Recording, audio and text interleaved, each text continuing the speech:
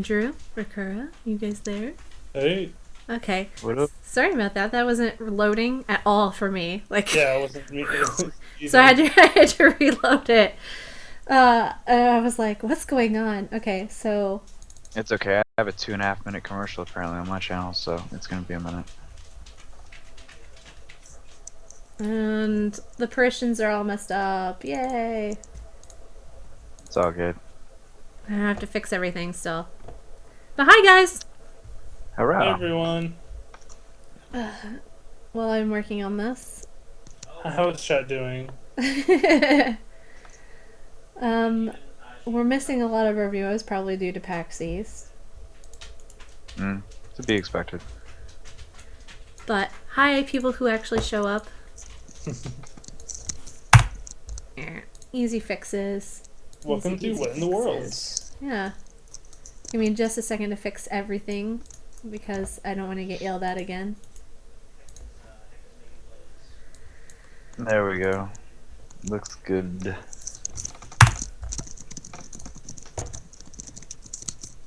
There we go. We have to have your picture centered too, Rakura. Hi. Finally. We are only a minute late, guys. Come on. Hey Zeeberg, hey Fen, hey Master Bojo. So, not only has a lot happened this week, but a lot has happened today due to PAX. So, I've been mentally MIA this week from the technology world and all of that. So mostly you guys are going to hear Andrew's thoughts and Recur's thoughts on a lot of stuff. So let's get right to it, shall we? All right. So, found this. I think Gina found this little article right here about piracy, and I thought Ricker and I could talk about it a little bit, and I'll link it in the chat right now. So, Ricker, what's your view on piracy of games? Well, okay. So just to clarify, the article isn't really necessarily pirated games in general. The article is more about, let's say that you and me you have Heart of the Swarm, right? And you lose your physical CD copy of it, and Yes. you end up going, even though you own the game and you have the CD key and all that, your just doesn't work, and you decide to go to a torrent site and download the game. Is that still unethical? The fact that you're technically pirating the game and helping to expand the piracy and make sure that that site stays online so you can have your content. Like that's what this article is talking about. Is Right. basically downloading a game that technically you've already paid for. Well, it's there was a running joke on I think it was Penny Arcade actually that put it out, and it was about the Game of Thrones. And the guy was like, trying to be a good guy and trying to go to Amazon and iTunes Store and all these other legit places to try to find Game of Thrones to buy it, and to watch it online and stuff.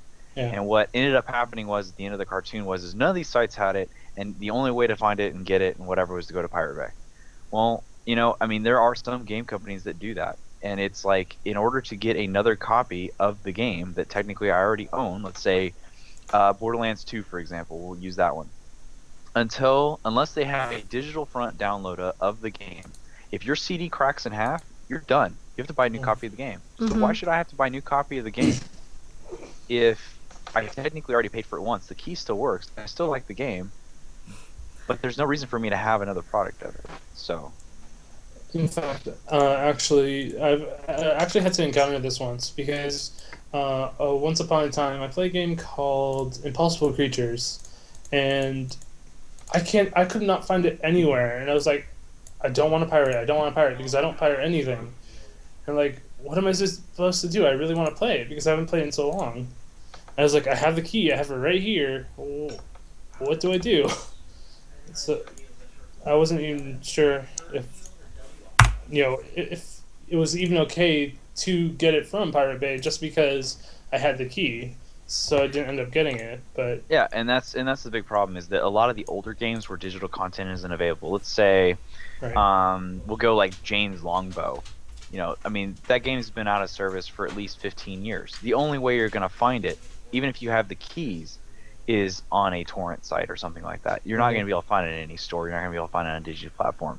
So, is it is it okay? Is it ethical to do it? Not really, but when we're only given that option to do so, it kind of skews the morality spectrum of it. Right. No, I totally I mean, that's agree. my 2 cents. I had a couple of games where I've had this exact situation happen, where like I would get the game, I would download it, it would be on my computer, and for whatever reason it didn't work, and then I couldn't find the actual physical disc like anywhere. Aeon. I couldn't find it. I have no idea where it is, but I needed to completely uninstall it and reinstall it. And this was before they had the option where you could just go online and do it. It was like I literally bought the collector's edition and fucking lost it. Like that's and so I did. I found it online. And I just downloaded it, and I was like, I already paid like the $80 for the like it was probably actually $100 for the collector's edition. Probably. Like, and it worked. So like I don't know. Like I think I already overpaid for the game once. Right. Like, and that's why I'm thankful for places. So go ahead. I was gonna say, then you have to pay for the subscription after that. Mm-hmm. That's why I'm thankful for like places like Blizzard, where you don't necessarily. Somebody was talking about it even in Rise Up chat last night. They were like, I lost my game disc, or GG, my computer doesn't read discs. And I was like, well, you can just go on to, if you just have the key, you can just go to your battle.net and type it in and just download it from the internet. And they were like, that's so cool. No, I was like, yeah, welcome to the internet. But like, but like, I like features like that. I'm glad game companies are getting along those lines, but still, not everybody does it. So you kind of have to go like find the game. And like what Ricoeur was saying, like older games, like the only copy I can literally find that's playable right now of Fusion Frenzy, which was a Xbox One game that I loved. It was multiplayer and I loved it. You could play it single player too, but I can find it online. I can find it on the torrent site, and I tried to do it, and Richard told me not to. But but like that's the point. These older games that you can't find anywhere and you can't play because most of your consoles now don't do backward compatible anyway. Yeah. I mean, if that's the way I get to play them, then why not? It's true. And our guest Jesse actually has something to say about that. If you'd like to incuse Mike and mention that. I totally have Fusion Frenzy. Just saying. I know, right? I love that game. I love it. But, while actually you guys have been talking about that, an interesting point to point out as well is what if, for example, you support a game company by purchasing a title from them, or several titles, and then that game company actually folds up. Now, if your disc is damaged and that company is no longer around, you've basically sunk money into something that you can't even replace. Yeah. Yeah, and that's basically what the article is saying, or the one of the proponents of it is saying, is that there are those times. The other guy goes on to argue though that that's your own fault, and so you're supposed to just go out and rebuy it, which it's obvious that it's unethical to support torrent sites. Like, we shouldn't support torrent sites. We just shouldn't do it. But at the same time, like, there are games that I will admit I've downloaded off the torrent sites because that's the only place to find them. You can't find them on Steam. You can't find them on Amazon. You can't find them on iTunes. And when you can find them on Amazon, usually they're like $130. They're like 4 times the value of what they should have been because everybody knows that they're popular. And that's just that's unethical in terms of fair business practice. So that opens up a whole new can of worms of, okay, do I really want to buy a Nintendo game for $400 when I really know that I only paid $20 for it to begin with? Like, come on. Yeah. Especially in this economy. Yeah. Yeah. Yep, I totally agree. Well, Nintendo, can't you?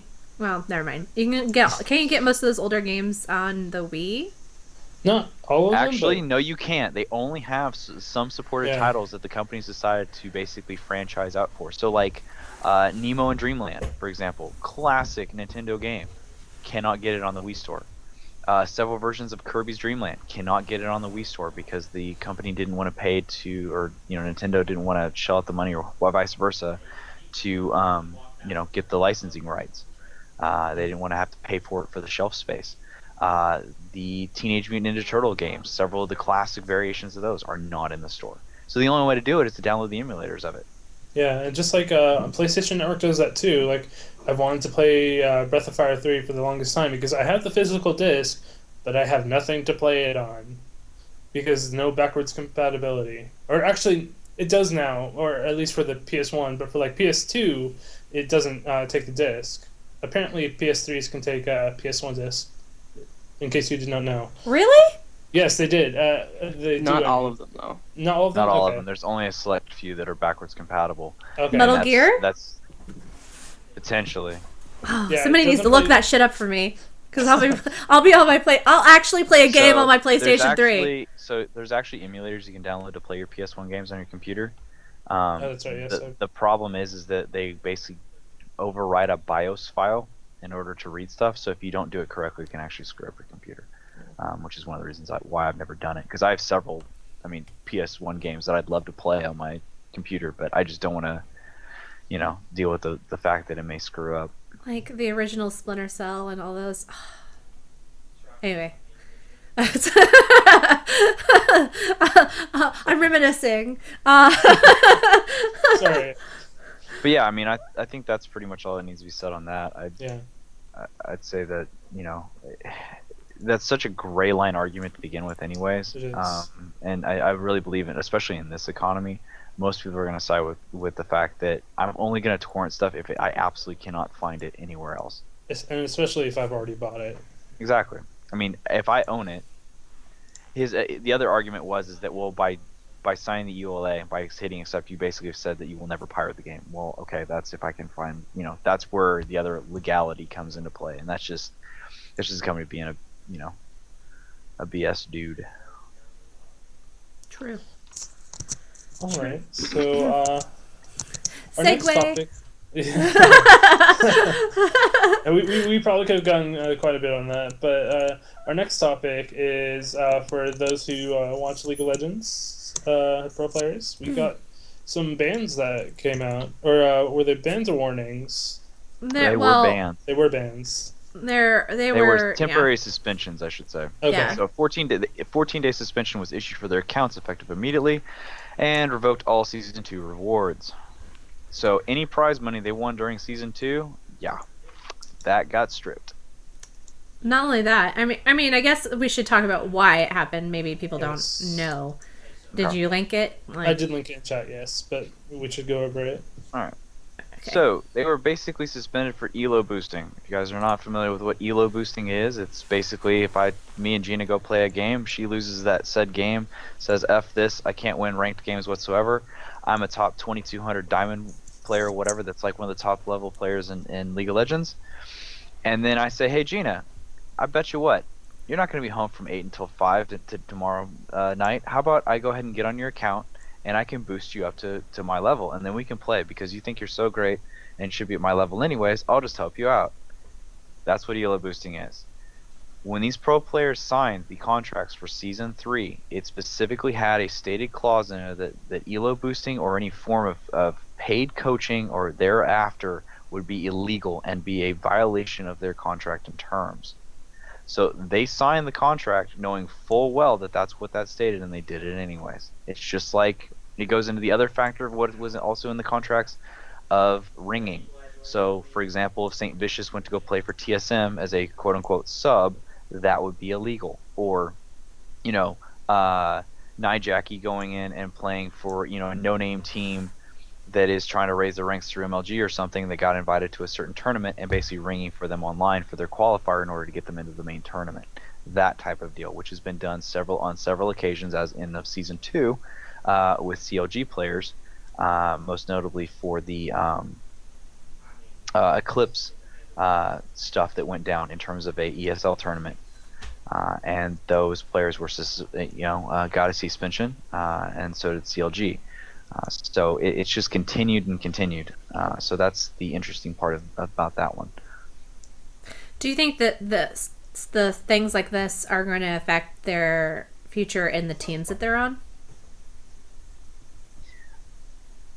Obviously, I have to be really careful how I word this stuff. But I mean, I don't know. Looking at it from a company here's point the of view, thing. I'd be like, I don't know if I want to have Sure. these problem people on my team. You know what I mean? Like, Well, it really comes down to the fact that a lot of these teams currently don't have managers, so they don't have babysitters. There's nobody, there's no real adult around to tell them, look, you can't do this. We've talked about this. We've stated it. This is what this means. This is the written lawyer lingo. The problem is these kids are too young. They don't have enough, and a lot of them haven't gone to college, so they don't have the business law skills and stuff that some other people have. Now, not to say that some of them don't. There are a few, team members that are currently attending, a university or something like that, and I applaud them for doing so.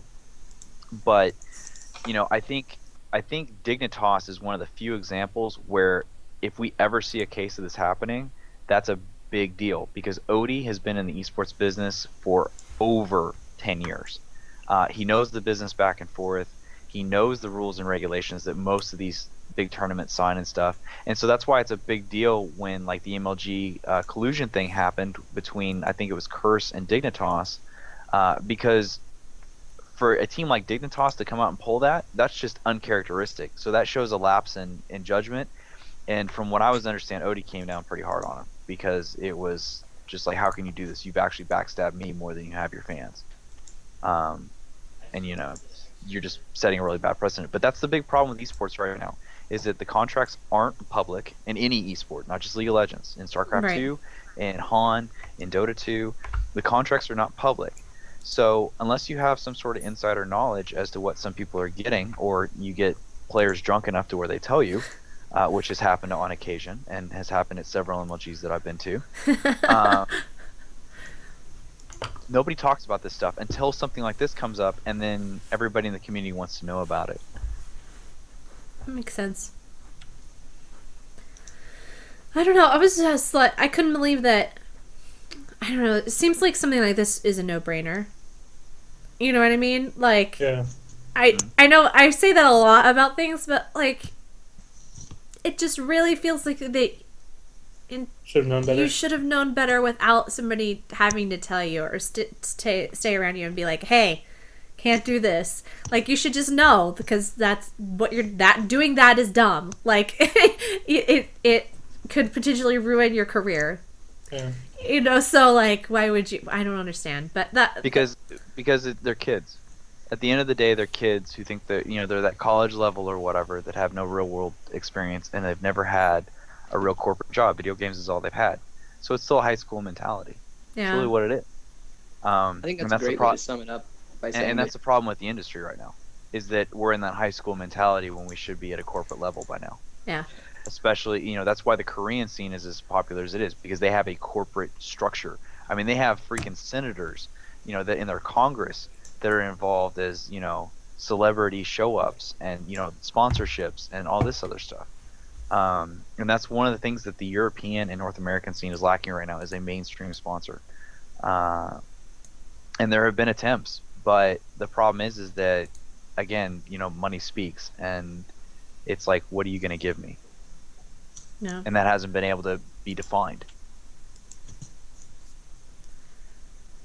I think the best way to really sum it up, in my opinion at least, is that the NA and the EU pro gaming scenes right now, they're not at the level of professionalism that the Korean gaming scene has. For them, it's not just, oh, look what I do. I play games and I make money. It's a living. It's a career. They actively work at it. And to do something like ELO boosting, that's akin to like going into work drunk, as opposed to over here, it's no big deal, just playing on a buddy's account. It's the sense of gravity just isn't there, because the sense of professionalism isn't there behind it. Mm-hmm. Yep. That pretty much sums that up. And that's how we feel on that. What would Amalia say right now? Real talk, right? Real talk. I'll not let her know. I am pretty excited for something that's coming out. It is, let me link in chat. Final Fantasy X HD remake coming to the PS3. I feel like we talk about Final Fantasy every episode. Like, probably. The dude likes his RPGs.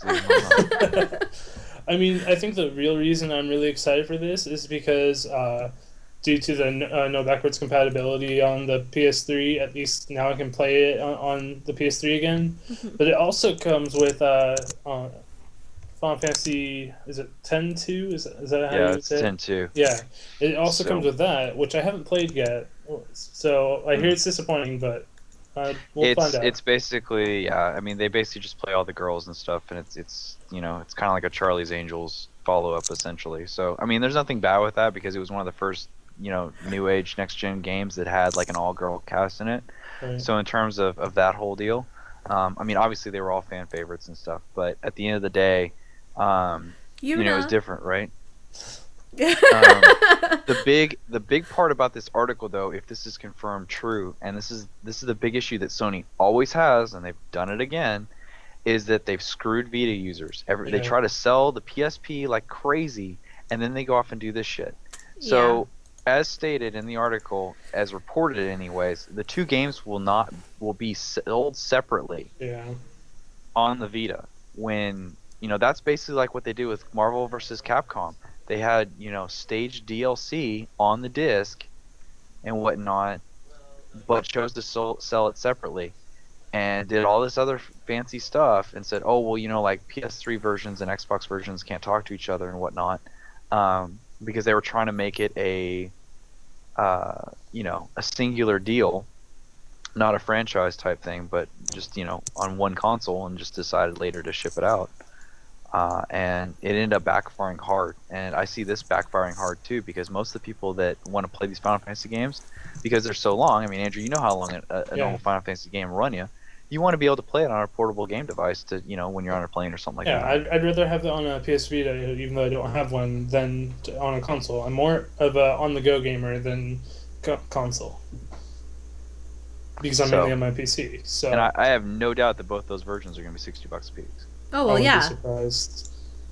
I would have rather just been a remake, not an HD remake. I don't know. I'll play it. So. Oh yeah, I plan on playing it. Right. I'll be honest. Final Fantasy X was like one of my, I don't know, I guess probably the time period I was playing it too. It has everything to do with it, but like one of my favorite Final Fantasy games. I know all the Final Fantasy fans are like, bad Cheetah, but like it was my very first Final Fantasy. I'm not that it really was my very first, because my friend had it, and I was at his house when he was playing it, and I was like, oh, that's cool, what is that? And he was like, Final Fantasy X, and I'm like, I gotta go get that. So that was the first time I ever got on Final Fantasy. So technically it has a place in my heart just because of that, but yes. And I would recommend you go play 9 and 7, sir. yes. Yeah, well, I'm working on 7, but my PS you can skip 8. like me. What? Just skip 8. Just skip 8. Just skip it? Okay. Just, That's Final Fantasy too bad I spent my money on it already. oh. That's alright. Well, if you gotta, you gotta, but, you know. Alright, so more game news that I'm also pretty excited about. If you like Bastion, they are coming out with a new game called Transistor. Apparently I've lost the chat. Hold on. There we go. You can watch the trailer there. I'm pretty excited. Have you guys seen the new trailer for it? No, I didn't actually know this existed. I'm assuming this is just like a sequel to Bastion, or is it like a completely separate game? It looks like it's a completely separate game. Okay. But it looks like the gameplay is quite similar. It looks like a different theme though. It looks really interesting, and it's a different character. Like I don't think it has any relation to Bastion that I'm aware of. It's just by the same producers. Yeah, it's Just just the by same Supergiant people. Games. Oh, cool. Yeah, so I'm pretty excited for that. It looks really awesome. Like It does. I guess that's why Bastion is so popular anyways, because of it. If it's, you know, it's art. It was unique gameplay. Yeah. It was different. You know, it had nice. It has. You know, obviously, I bought the soundtrack. Yeah, me too. You know, it just had a unique feel to it that, you know, at the time everybody was just coming out with Call of Duty type games, and so, you know, to see Bastion pop out of nowhere, it was, you know, and then Magicka came up soon after. It was just a different flavor. It kind of like reinvigorated the indie game genre, and so it's real kind of, you know, nice to see all that. Definitely. It looks really awesome. I watched the trailer earlier, actually. Yeah, and it also sounds like once again it has some more awesome music in it. So Yeah. I'm definitely gonna get that soundtrack as well. They All right. also have stuff at PAX East, it looks like. I'm reading.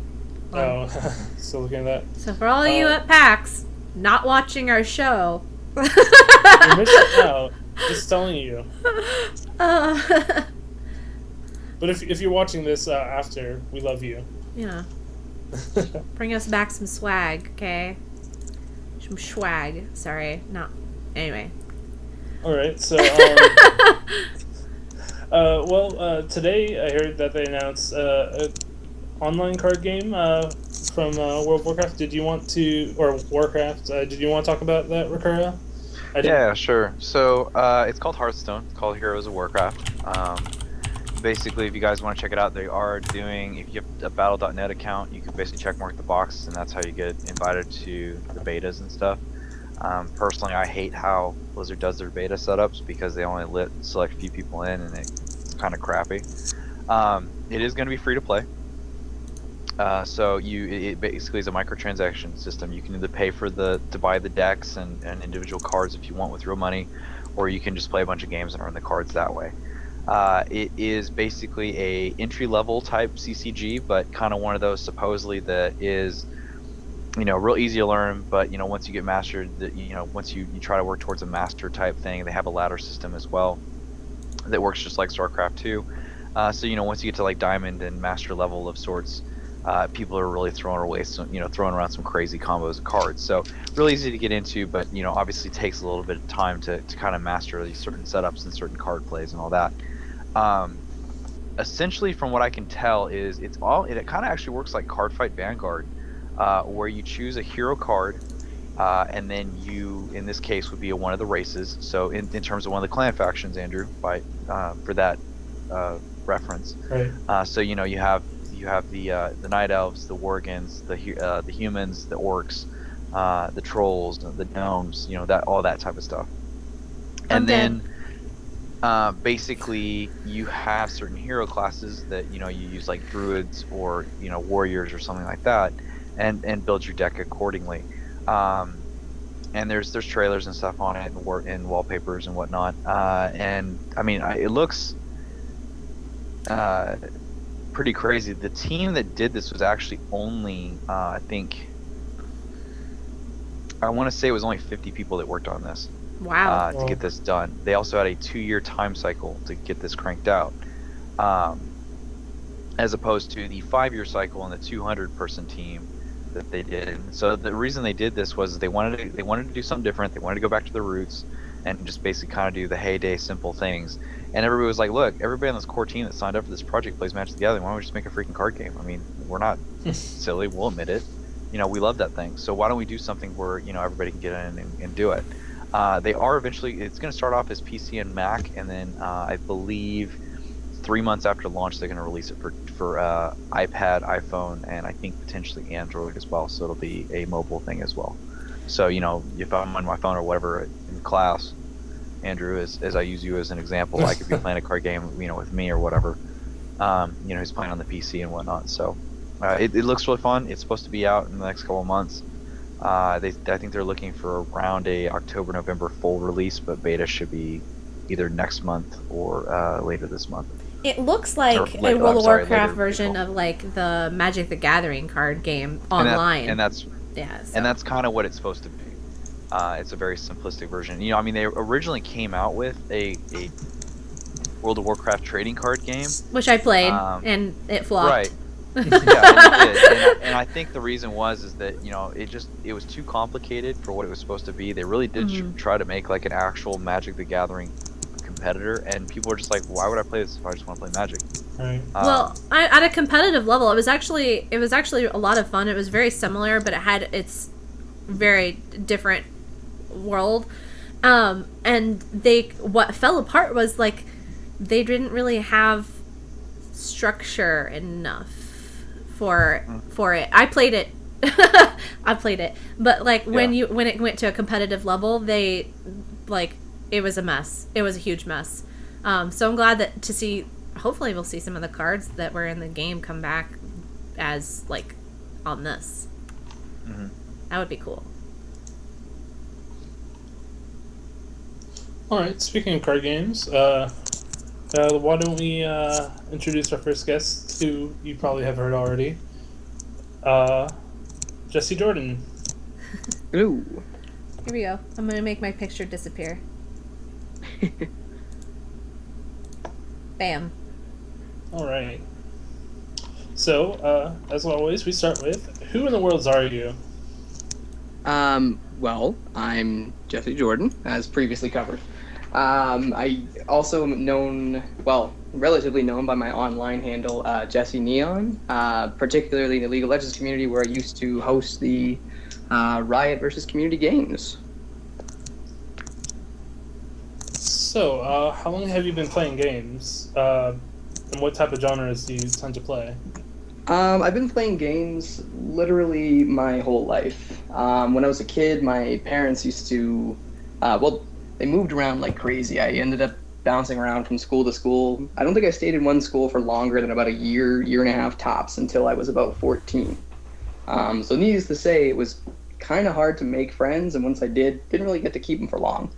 But what I did always have was video games of every genre, every type, everything across the spectrum. So for as long as I can remember, there's always been games. Yeah. I kind of know that feeling. So do you have a favorite game? That's tough because I play so many. Obviously, League of Legends is a big fan, I'm a big fan of it. It's a big fan of me as a game. No, but for the MOBAs, definitely League of Legends. RPGs, nothing will ever beat Final Fantasy Tactics, in my opinion. Still, I go back and replay that old thing, I don't know how many times. I've got a save file where my character is every class available in the game. If it comes to any other type of fighter, then I've always been big on the Mortal Kombat games. Nice. So, since you mentioned League of Legends, we tend to see a negative atmosphere sometimes. How would you stay positive? How do you stay positive in those type of atmospheres? In negative atmospheres in League of Legends games specifically? No, just in general. In general, I honestly try and dismiss it. You get a lot of haters, you get a lot of trolls, you get a lot of every other type of undesirable kind of person you can have around you in your environment. And as long as you just kind of learn to tune them out, then there's no reason to let them interfere with whatever it is that you're doing. Definitely.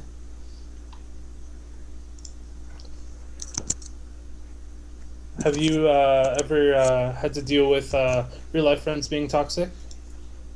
Yes, actually. A buddy of mine whom I shall not name only because he recently broke the diamond ladder and is working on trying to get to the challenge tier. He, for a long while, he was probably the most toxic LoL player I knew. Rage quits and feeding and you name it. There was a while actually when I just straight up refused to play with him just because I didn't really want to be associated with that kind of behavior. And I think really the best thing you can do in that point in time is, well, if you happen to be online, maybe just pretend you're AFK. Right. Sorry about that. I have to sneeze. Try to be nice about it. All right. So, how do you believe that you yourself impact the community by being positive? I don't think I really impact the community in any noteworthy way by being positive. I don't think anybody really does, except for in the sense that the more people who can really tune out all the toxic members, the less and less those toxic members are going to want to be around, because that's really what they get a rise out of doing, is just messing everybody else's day and having a good time with that. But, I mean, if everybody just kind of /ignore and then vote to kick player at the end of the game, you're good to go. All right. So, now you're working on a game, is that correct? Yes. Would you like to introduce that game to our audience? I could. The game that I'm working on right now is called Realm Clash. It's a hybrid tabletop and, well, hybrid tabletop game. It's got aspects of a collectible card game and aspects of a miniatures game. To that end, I've dubbed it a collectible miniatures game. It's an interesting combat system that I devised by taking a little bit of all the different games that really influenced me over the years and kind of examining what I really liked about those and putting them together in a way that they all worked really nicely and really solidly, but that I also hadn't seen done anywhere. I mean, it sounds really interesting. I myself, I'm not too into tabletop games, but I am pretty into card games. So I'm interested to see how you put them together. Well, right now there is a website up. There's I nothing. linked it in chat. Yeah, there's nothing really there, as anybody in the chat may see. There is the backstory, which is nice, but that's really not much compared to the rest of the game has to offer. Fortunately, as we speak right now, I have 4 artists working on the 2D elements and 2 artists working on the 3D elements. And the reason I say 3D elements is, of course, when you're dealing with miniatures, Right. Your options are either A, make a 3D model, or B, sculpt it. Since I actually ended up purchasing a 3D printer to put towards the use for this game, we're having some 3D modelers make up the models digitally. From there, we'll be printing them off with the 3D printer, and then once that's done, we'll be coating them to basically cover up the little ridges that 3D printing can sometimes use, and then we'll be making resin casts of them. Awesome.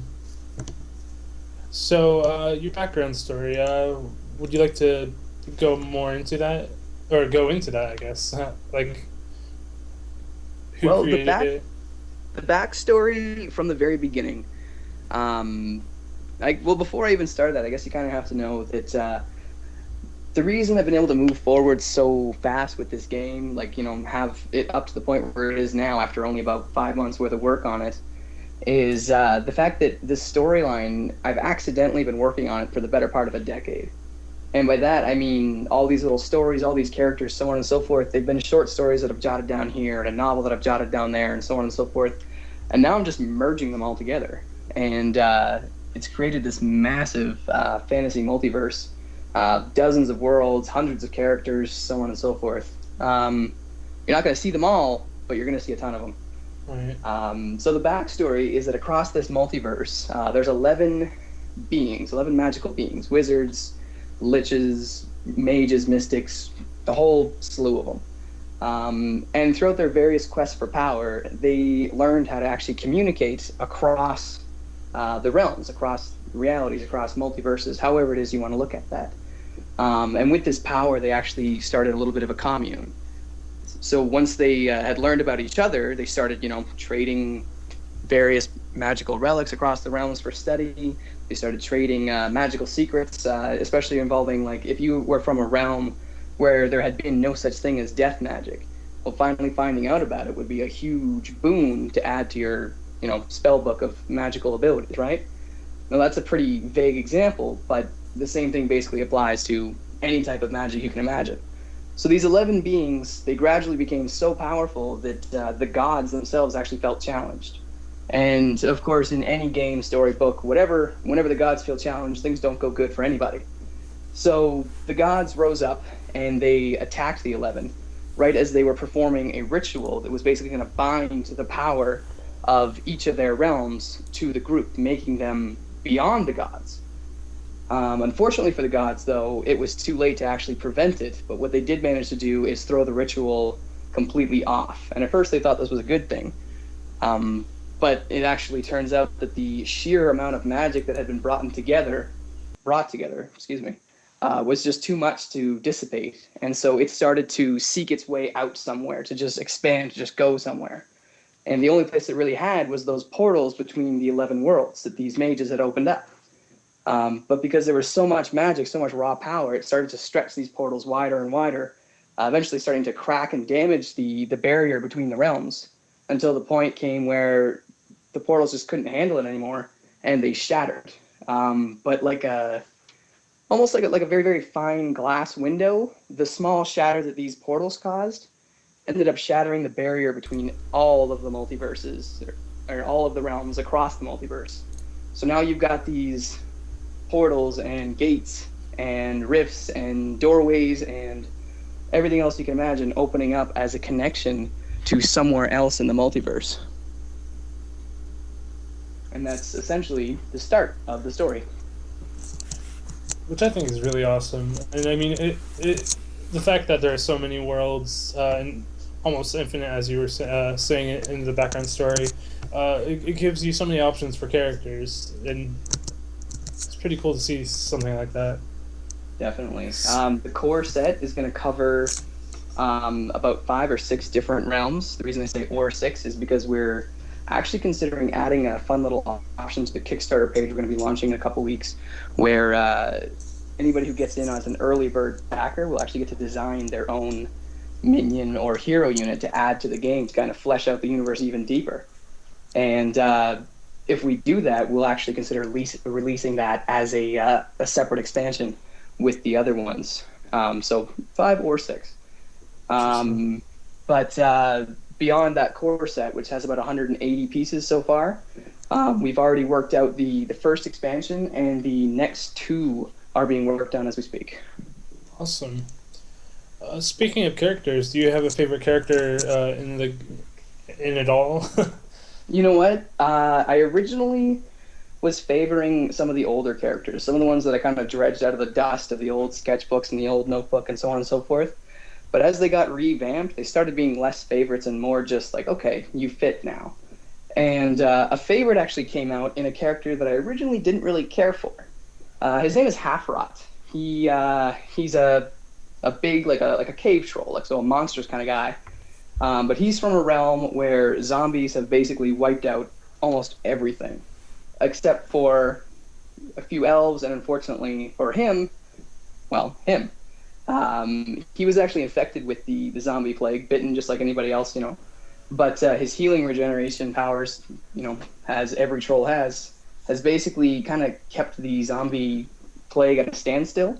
So parts of him are continuously rotting and dropping off and so on and so forth, and then just healing back over, and then the process just repeats. It doesn't sound very nice. Yeah, like but the reason he became my favorite is just because he's so dumb, but absolutely nothing seems to be able to kill this guy. So even in the storyline, he gets dropped off a mountain, he gets buildings dropped on him, he gets run over, he gets run down, he gets impaled, he gets this, he gets that. But he just kind of keeps getting back up and keeps trying anyway. And it's sort of like that perseverance that eventually just kind of, I don't know, just won me over.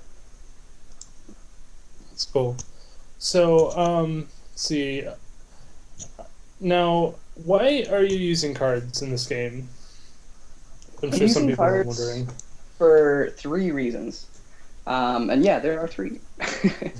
The first reason is because I really wanted to make it stand out from other miniature games out there where, for the most part, if you're playing this game, you better have all your pieces memorized or have the $120 rulebook beside you or so on and so forth. By introducing the card element, I remove the necessity for memorizing a million things or having a million expensive things with you or anything along those lines. You've got the card right in front of you. You can see it.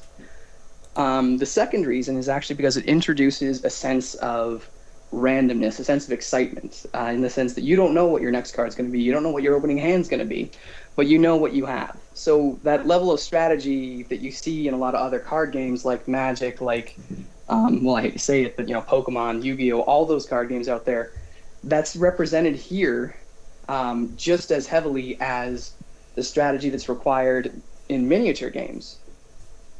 And then the third reason is I just like card games. That's a good reason right there. Yeah, well, I tried to make this game into something that if someone else had made it, I would still want to play it. I would still pay for it. I would still go online and buy a million, packets of it and so on and so forth. And I can honestly say that's what I've done. I've sold my Magic cards. I barely play any even PC games. If I'm not working on Realm Clash, I'm playing Realm Clash. Well, sounds really exciting. I definitely can't wait till you have it where I can try it. Well, hopefully it won't be too long.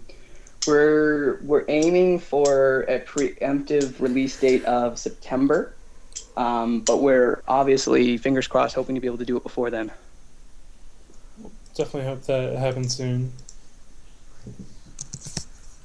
Did Gina or Ricardo have any questions for Jesse? No, you covered them all. I'm good. All right. Well, thank you for being on the show. No problem. All right. So let us introduce our next guest. That you isn't really a guest to the show, but for this one she shall be. Oh goodness, the camera's close to my face. Okay. For this month, she is our featured streamer.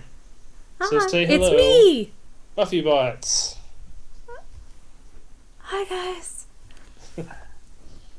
Don't overdo it, Vanna. Oh. Right? There you go. All right. So, some of you may be new to the show. If not, we are.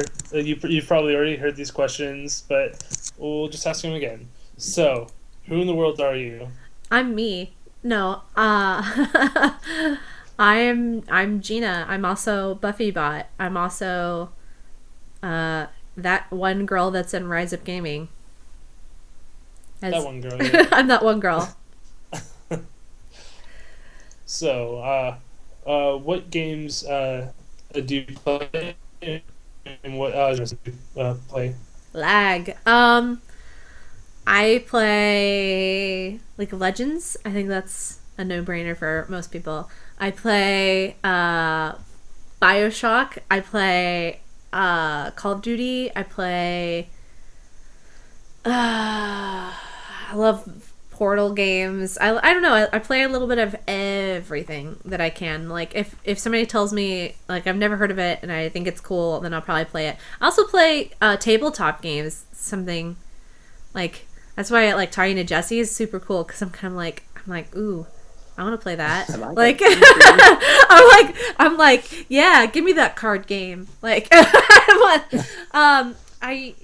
play it like Magic the Gathering is still. And I know they're called miniatures, but that doesn't mean anything. I have tried miniatures. I played the World of Warcraft miniatures for a while. Oh, I was just making a terrible joke. Go on. I'm sorry. I'm gonna shut up now. And so yeah, I mean, I don't know. I play all kinds of games. So many out there. It's hard to choose one sometimes. That's true. Favorite game ever? Ever. Right now, it's probably, you know what, it's probably a toss-up between the original Metal Gear game. Because I played the shit out of that game, by the way. Like, my disc broke. Like, that's how much I played that. And then maybe the original BioShock. Like, I cosplayed as Little Sister for years. Like I love those games. Awesome. I actually haven't ever played BioShock, so I know. We're gonna change that. All right. So, how long have you been a gamer? Since I can remember. Like I made a joke last week. Like my parents were kind of like, I don't know. I was that kid that nobody knew what to do with me, so they were kind of like, here your brother plays video games and likes computers. Here you go. And then like I kind of got into it and liked it a lot more because my brother played, and I'm super competitive, like a lot of people might know. Like I'm like, you tell me I can't do something or you beat me enough times, I'm gonna be like, okay, I'm gonna go take a sabbatical and learn how to play this game and get better, and I'm gonna come back and beat your butt. So that's kind of like how that all started. And I don't know, since I can remember, I played Tetris when I was like 4, I think. Like my mom was obsessed, and I remember taking it and playing it. So, all right. So, how do you say How do you say negative? How do I stay negative? How do you stay positive in a negative atmosphere? I have a really hard time with it. And a lot of people who watch my stream know and can see the struggles that I have with staying positive. Because people are so incredibly vile when there's no way to tell who they are. So I don't know. I ignore it. I ban people if they're in my channel and being that way. I will go in a lengthy conversation on League of Legends and tell you exactly why saying certain words shouldn't be said.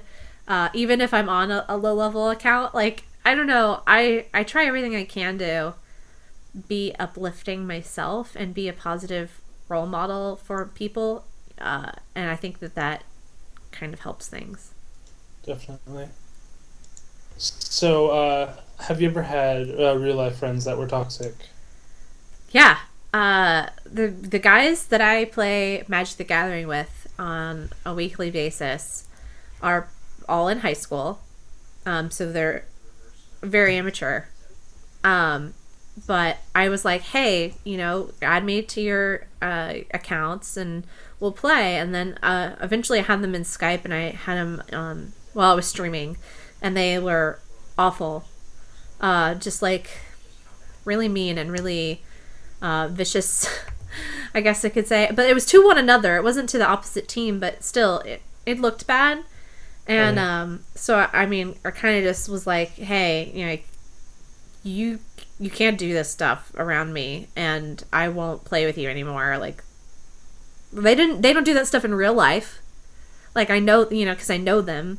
So I'm like, why would you do it now? I don't understand. It didn't make any sense to me. So, yeah, I have. And I just kind of had to be like, if you're going to be around me and online, you can't say those words and you can't be that way.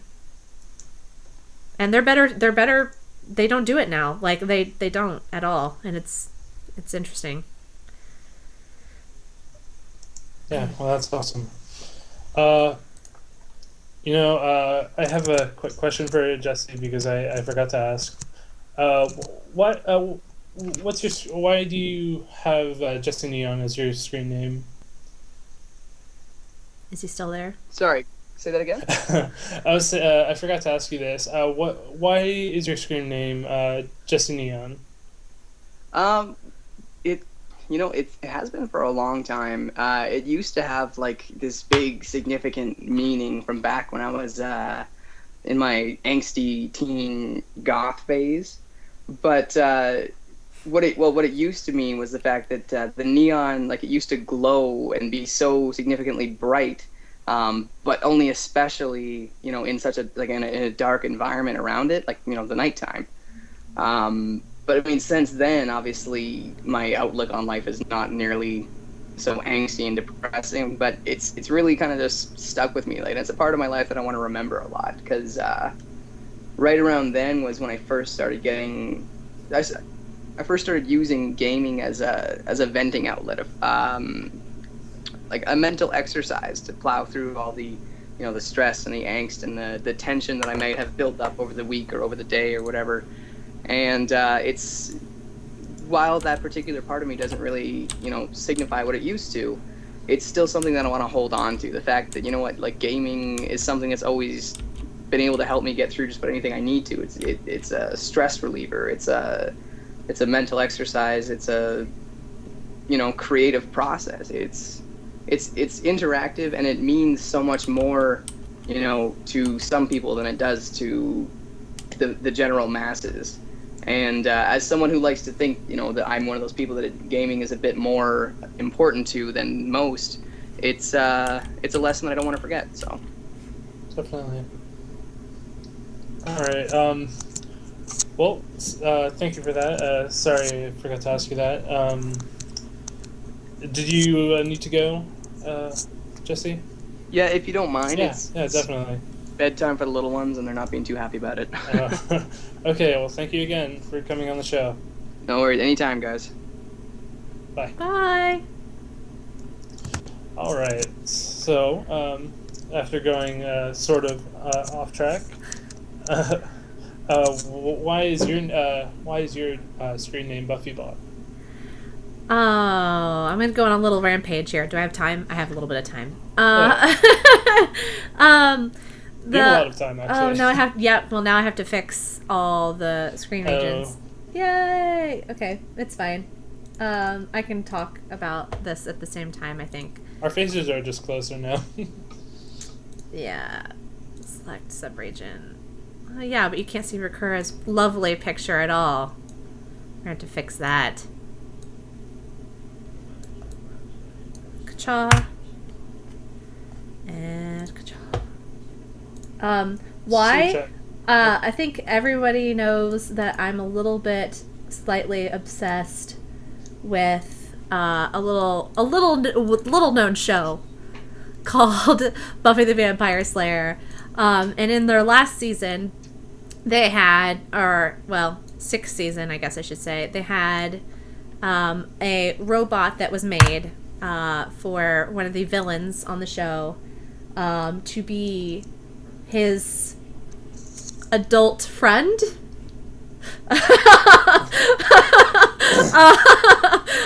On the show.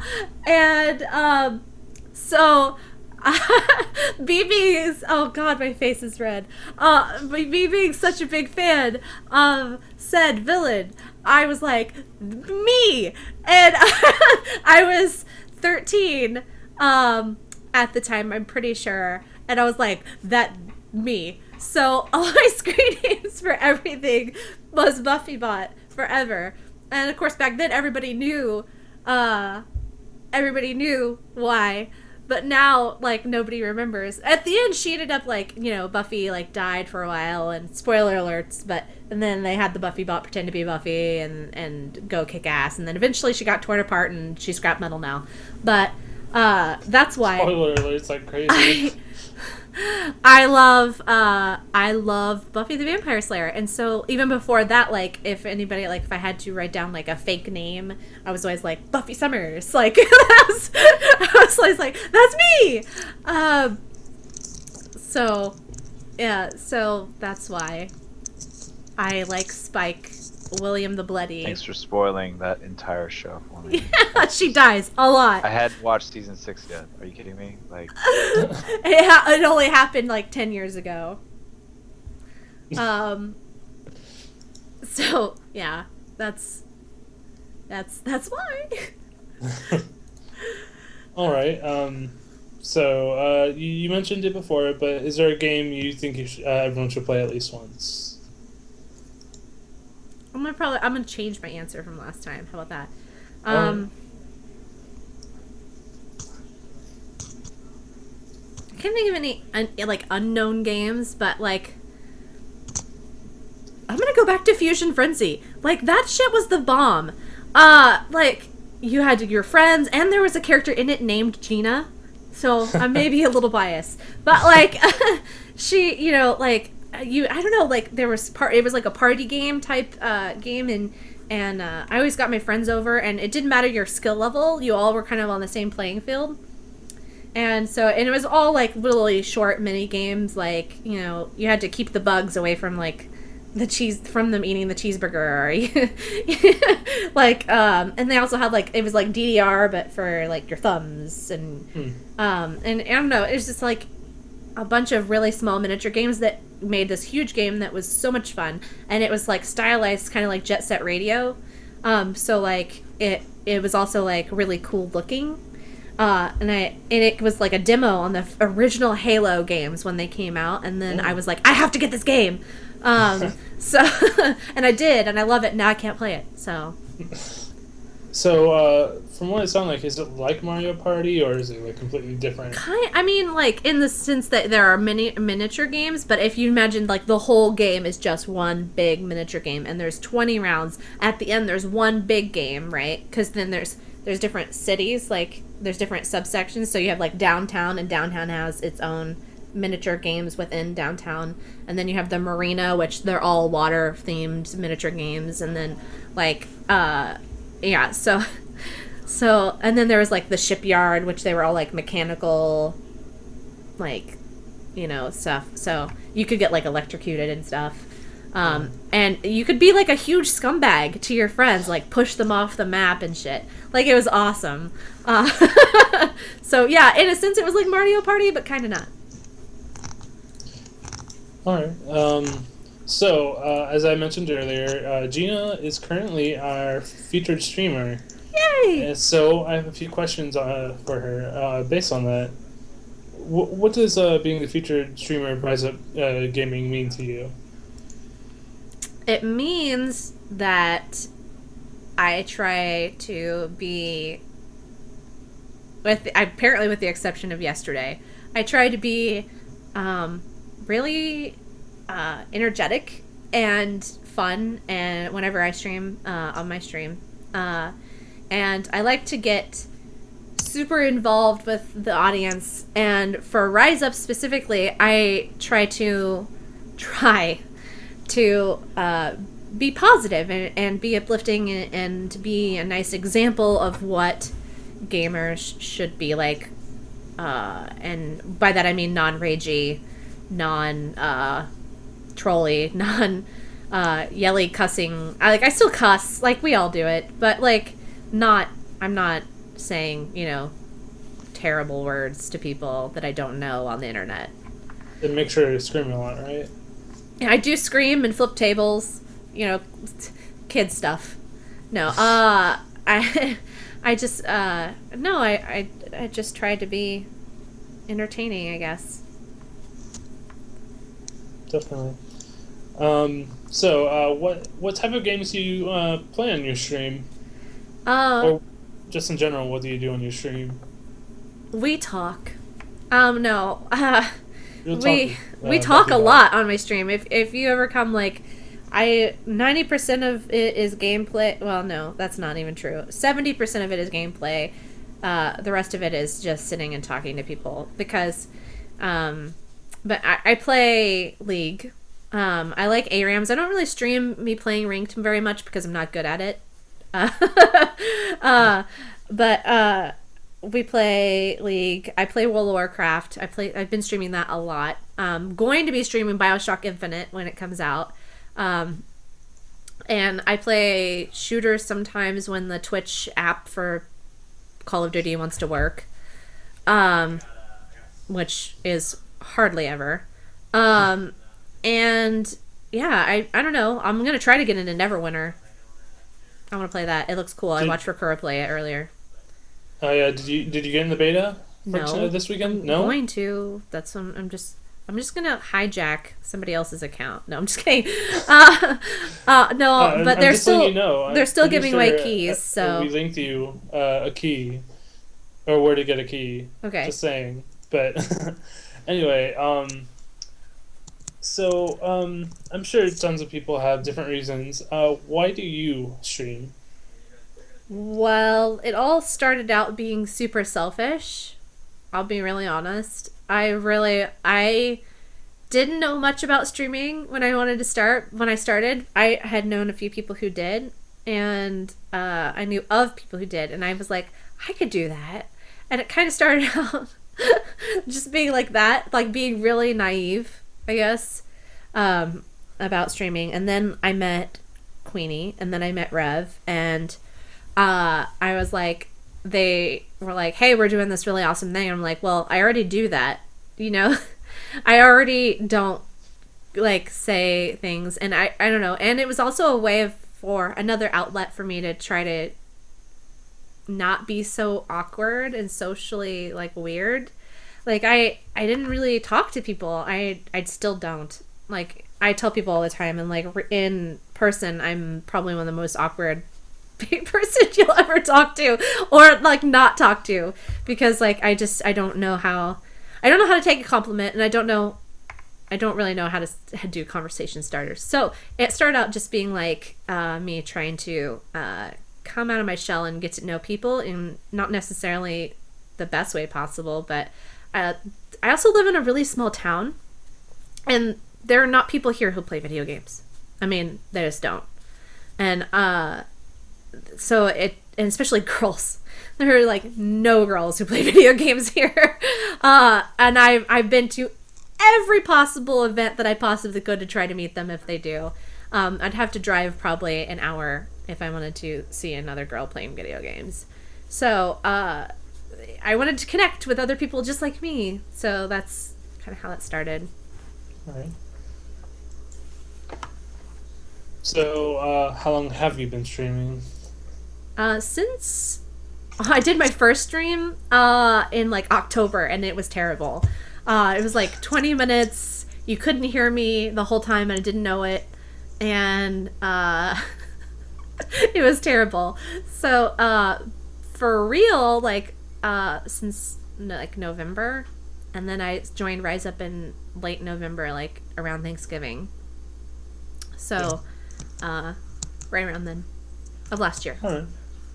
So I know you definitely have stuff to say about this because we were talking about earlier. What would you recommend for other aspiring streamers? Let me get my Google Doc. No, I mean, I wish I was joking, but it's funny to go and watch somebody who's new, because I've only been streaming for 5 months, seriously, and to see where I've grown from point 1 to now.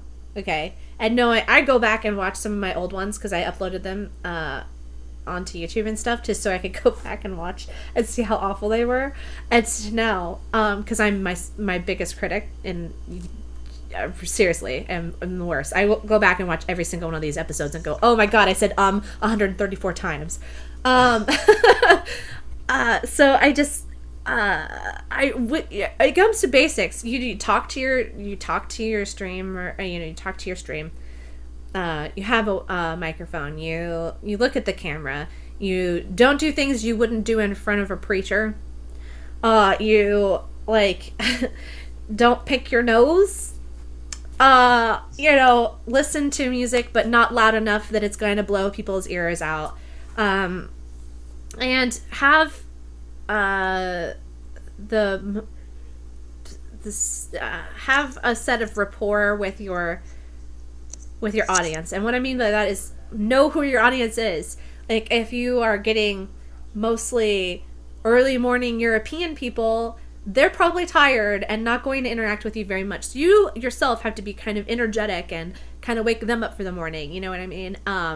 Or if you're getting late at night, like East Coasters like me, you kind of want to be somber and kind of chill, and and know your demographic. If you're playing League of Legends, you know that they're not going to want to watch you start at level 1 and watch you do terrible without runes and masteries. They're going to want to see you play ranked or ARAMs or something that's entertaining. You're playing World of Warcraft, they don't really care. Honestly, they're there to see you die. Yeah, I mean, they're there to see you die over and over and over again. So it doesn't really matter what you do there. Recently watching Minecraft, they want to see you build cool shit that they can't do. So like pixel art, that stuff, they love that stuff. Or building huge things, or doing all the tech it stuff. I watch that stuff, like, because I have no idea how to do it. And I'm like, I wish I was that smart, so just know who's watching you, know who's actually talking, and have moderators. Even if you're just now starting out, have moderators that are good. Have them. You need them. You don't know you need them, but you need them. So that's pretty much my thing. Awesome. Well, thank you for being on your show. Thank you for coming on my own show. Yes.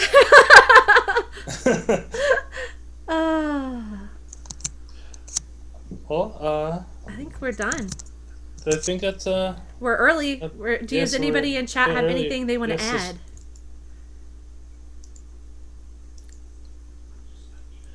Wow, that really didn't load right. I'm guessing that's a no, because that should have come up by now. I haven't said anything in chat. I appreciate you all coming and showing up and being here and being awesome every week. I know, I wish we were on Google Plus so I could just hit the cricket sound button. Definitely. Anyway. Yeah. Just need a soundboard, right? Yes, I need to get one on here. Well, thank you all for coming. Don't forget to hit the follow button if you have are just joining us. We are on Twitter and Facebook at facebook.com/riseupgaming and twitter.com/riseupgaming. So, and we also have a website at riseupgaming.com where you can view our articles and other news we put up there. Yay. Yes. And come back next week where we're going to be talking to Emily, or Octavia, you may know her, from Pentacast. So that's kind of cool, right? And maybe Duncan, because he doesn't know. But but definitely Emily. Emily will be here next week. So look forward to that. bye, guys. See ya.